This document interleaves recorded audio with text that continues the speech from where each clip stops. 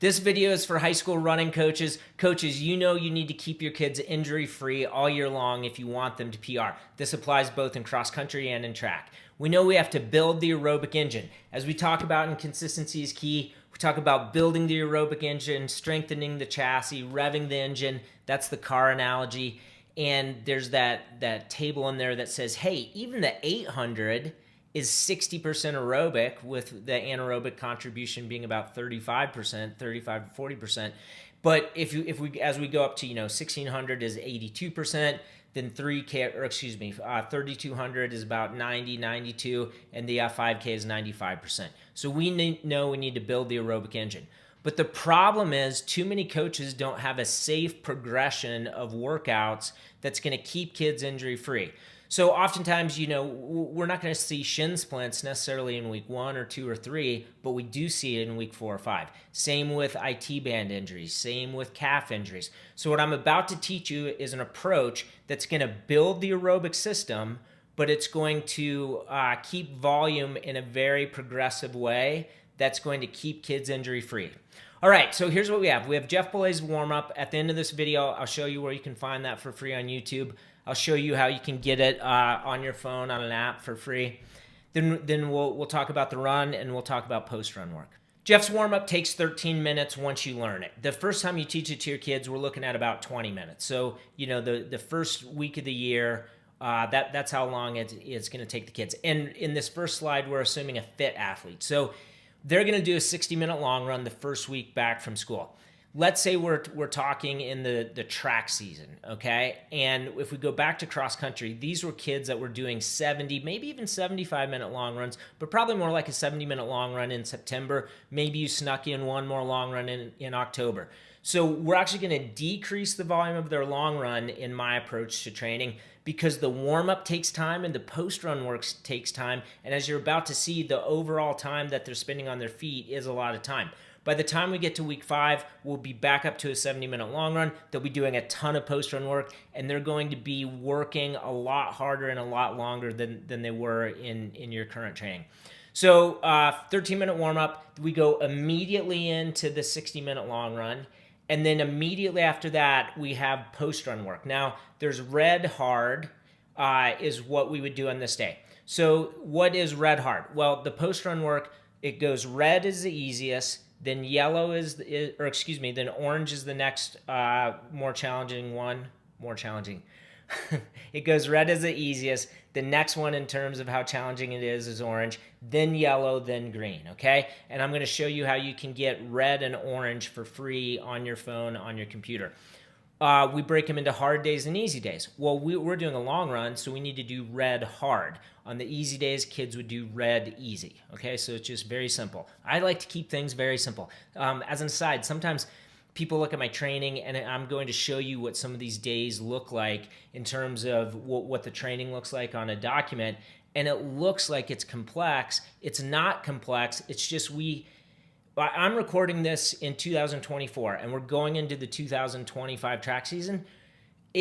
For the next 1 year, 5 years, 10 years, training is going to get more and more sophisticated. And what it takes to have an athlete run well at your state level, whether you're in a small school classification or a big school, is a lot more sophistication than when I ran in high school in the 1990s, okay? So we just have to be honest that, hey, we're going to have to do post-run work, break it into hard days, easy days. We're not going to talk about strides. We're not going to talk about speed development here, but there's those things too. Got off on a little bit of a tangent. So what's the total time? 13 minutes, 16 minutes. Only 5 minutes of this 17-minute red hard is really challenging. And the reason that's important to focus on the challenging part is that's when the heart rate is elevated. But what we could see is that, hey, if you add all this up, you get 78 minutes. They only did a 60-minute run, and they might have gotten a 78-minute aerobic stimulus. So we kept heart rate high, and we really built the aerobic engine. Now, I'll be honest, for a fit athlete, this 13-minute warm-up might be more like 0 minutes. You actually do get the heart rate elevated with some skipping and some dynamic warm-up, but then you go to the ground and do some stuff on the ground, and then you do some sprint mechanics, and your heart rate maybe isn't as high, okay? We're going to talk in a moment about an athlete who's less fit, and this 13 minutes is going to be challenging for them. So let's say that, they got 0 minutes in the warm-up and they only got 5 minutes in the post-run work. That's still 65 minutes. So in week 1, we got a little bit more, 5 minutes more of an aerobic stimulus, and we only, had the pounding on the pavement for 60 minutes. Okay, now let's look at the extending the aerobic stimulus for the less fit athlete. So this is going to be an athlete who can only handle a 40-minute long run, right? This might have been an athlete who in cross country, the longest long run that they did was 45 or 50 minutes. We're going to lower it to 40 minutes. The reason these are asterisked here, 13 minutes with an asterisk and 17 minutes with 2 asterisks, for this athlete, this entire warm-up, their heart rate is going to be elevated. So we have 13 minutes of an elevated heart rate, then we have the 40-minute long run. Red hard, I think the first 12 minutes will really be challenging for this athlete. Also, the math looks nice because when we add all this up, we've got 13 plus 40 plus 12. We've got a 65-minute aerobic stimulus for this athlete because the warm-up's a little harder and the post-run work is a little harder for this athlete, okay? So I'm saying this athlete could maybe have run 8:30 pace if they just went for a run. And 8:30 pace, if all they did in their normal approach to training was a 40-minute run, that'd be a 4.7-mile run. But 65 minutes, had they run 8:30 pace, had they run 65 minutes at 8:30 pace, that's equivalent to a 7.6-mile run. And we don't need to get, super specific about numbers, but I just want you to see this idea that, oh my gosh, I can keep an athlete injury-free because they can definitely handle 40 minutes, but the aerobic engine, just like we talk about in consistency is key, we're really building the aerobic engine for this athlete, setting them up to have a great track season. And just so you know, all this applies in the summer leading up to cross country. We're doing some of the same workouts. Okay, so now let's go back to our fit athlete. What are we doing in week 2? We're going to assume 0 minutes for the warm-up, 13 minutes, but we're assuming they're fit so they don't get anything there. Just a little, we'll dive into the progression run a little bit. You can learn more about these key workouts on my website. I've got workouts where I talk about these in both track and cross country. But quickly, a progression run, we're going to do 7 minutes of easy running, transition into 8 minutes, and within those 8 minutes, we're going to do 3 strides at 20 seconds, okay? So for 15 minutes, we don't go straight from just jogging straight into this progression run. What is the progression run? 10 minutes steady, then 5 minutes a little bit faster but controlled, 5 minutes a little bit faster but controlled, and then ending with 5 minutes fast but controlled. And what kids need to be able to say, this is something in consistency is key. They need to be able to always say after runs, I either could have gone farther or I could have gone faster. For a long run, we want kids to be able to say, I could have gone farther and sped up. In this progression run, I just need you need your athlete to be able to say, hey, coach, I had 7 or 8 more minutes at that last pace. I'm glad I was done. I'm glad we only did 25 minutes, but if that last 5-minute segment would have been 7 or 8 minutes, I totally would have been fine. Okay, so we've done 7 minutes, 8 minutes, 25-minute progression run, and then let's go 5 minutes easy. All of this is continuous running. Okay, so we've chopped it up into different segments here on the screen, but this is one 45-minute run. Now we're going to do orange hard in week 2 because your fit athlete can do more post-run work even in the second week. So we got 0 for the warm-up, 45 for the run, 15 for the post-run work because here's the deal. At the end of the progression run, even though they ran 5 minutes easy, they do 25 minutes, they get 5 minutes easy, their heart rate's going to be up, and they're going to be tired. Not crazy tired, because remember, we ended at a controlled pace, but they're tired. So orange hard is 22 minutes, and they're doing this in week 2, they will absolutely have their heart rate elevated for 15 minutes. So we get a solid 15 minutes where their heart rate's elevated, and then I'll show you what some of these exercises are in orange hard. You'll see a lot of them are hip mobility, strengthening exercises for your back and whatnot. So the last 7 minutes, they're on the ground and it's not as hard. Bottom line is we got our 60-minute stimulus here, and what I want you to say is, hey, let's say this athlete between the warm-up and between the running at the beginning of the workout that was slower, then some fast running for the progression run, and then the 5 minutes easy. Let's just make the math easy and say 7:30 pace for 45 minutes, or 6:30 pace for 45 minutes would have been about 77 miles. But had they done that for 60 minutes, that's the equivalent of 9 miles. So this is the magic of extending the aerobic stimulus, is that we are not pounding the pavement for 9 miles, but we're getting the fitness they would have gotten in 9 miles. And when your kids now, as I'm doing this and, what's going on in my mind, thinking of what you're thinking on the other side is you're probably thinking, yeah, but this is going to be really hard to sell to my kids because they've got their Coros watch. They're hooked up to Strava. They're going to see kids, at other schools running more miles. You got to get the kids bought into this, that, hey, in the first week, the second week, the 5th week, the 8th week of the winter and the summer, we can run less volume, but we're going to be gaining as much fitness as those other teams. And I'll link to that. Well, I'm actually going to show you a QR code at the end that'll take you to my track training system and my cross-country training system. If you're kind of on the fence, you're like, I don't know if this guy Jay really knows what he's talking about. I don't know if this is really going to work. Read the testimonials from coaches whose programs have done this. All their kids stay injury-free, and all their kids run PRs. So this will absolutely work. Okay, so... And this is what I just said in teal hair. They're going to stay injury-free and gain a ton of aerobic fitness.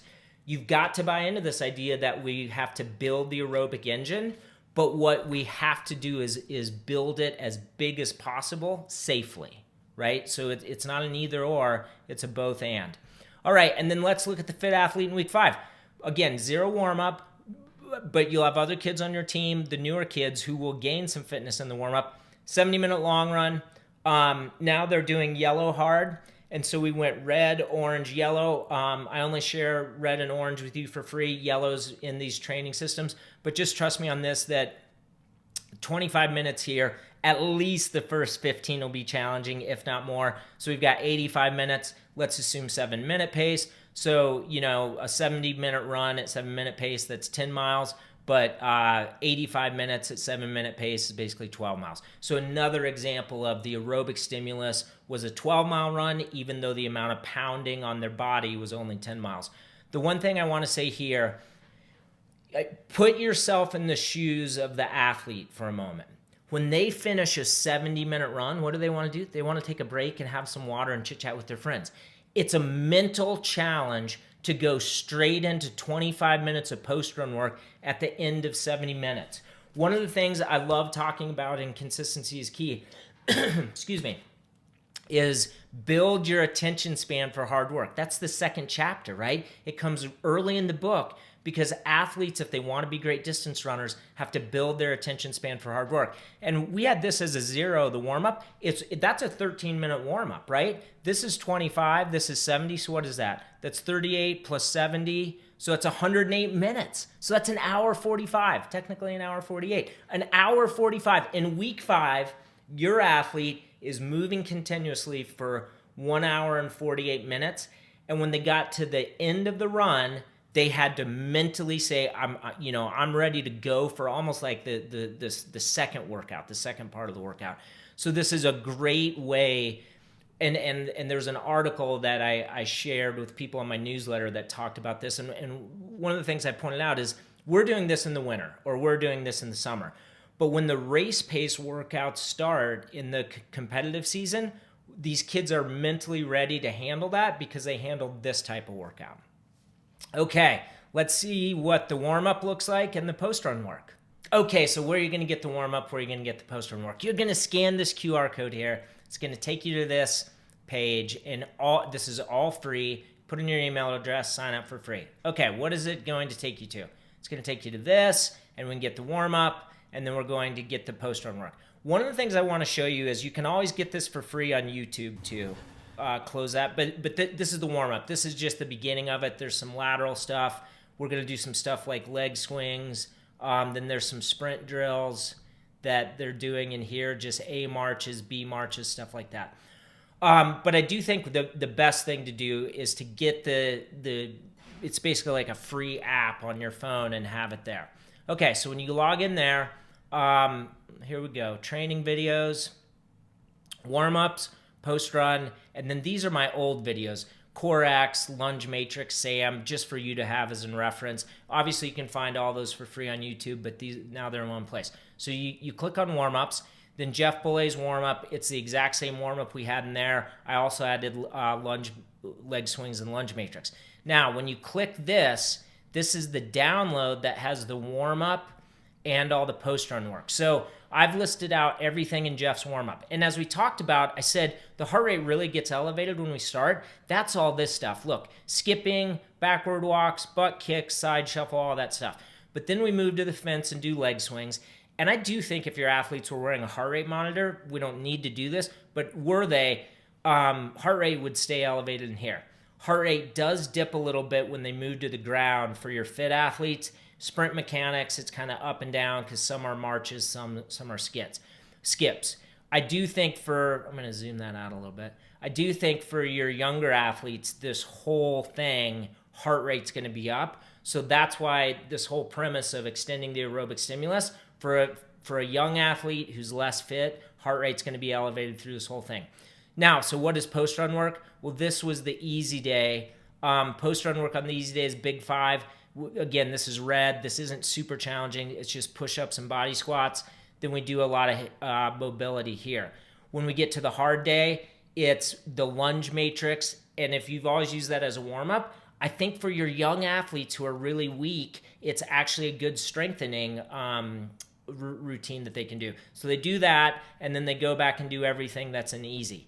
Fast forward to orange. I've got all the warm-up stuff in here.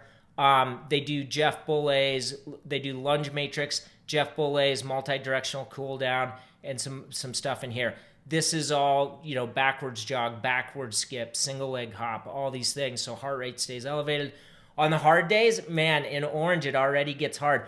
We're doing the lower body circuit, wide outs, mountain climbers, wave lunges. Those are all things that are really going to challenge the lower body. And then we do Core X. We go through Core X one time, and then we go through and do Jeff's multi-directional cool down, and then all this stuff in here as well. So that's what all that stuff looks like. And now if you're wondering, I'm giving you a little look right now inside the track training system. So just so you can see, these are the videos in here. We explain these workouts, and this is the meat of it that people really want to see. What do these calendars look like, right? What is a calendar over the course of the year, color-coded? But when we get to the daily plans, we could click on this, and we talked about doing a long run 60, right? Who did a 70-minute long run, let's say in cross country. We're going to start them on the long run 60 plan in track. And what does that look like?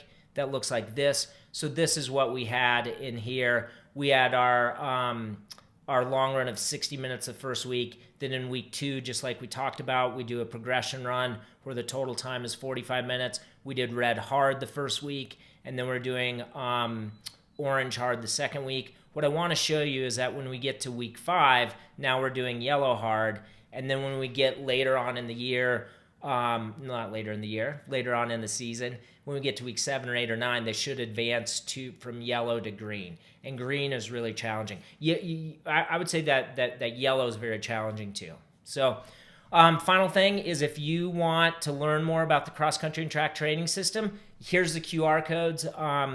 What I would say is, if you're a coach, excuse me, if you're a coach and you truly want to keep your kids injury-free and have them run PR week after week after week, you're going to scan these. Just read the testimonials from your peers. Read what coaches in your shoes have been doing with these training systems, okay? And if you ever have questions, I'm info@coachjjohnson.com. I'll put that on the screen here, and then I'll link definitely to, let's go back here. Well, no, I should go back here and show you this slide. I'll link to this in here. You can scan the QR code, but absolutely get the free training videos and PDFs, and your athletes can get this too. You guys can all have it on your phone at the track. Okay, this is on YouTube. One final thing, and you know what I'm about to say. If you can like this video and subscribe to my channel, I'm just going to be putting information for high school coaches, and then I will do some things for high school athletes and parents that reinforce what you're trying to do in your program. Yeah, Okay, thanks for your time. Bye-bye.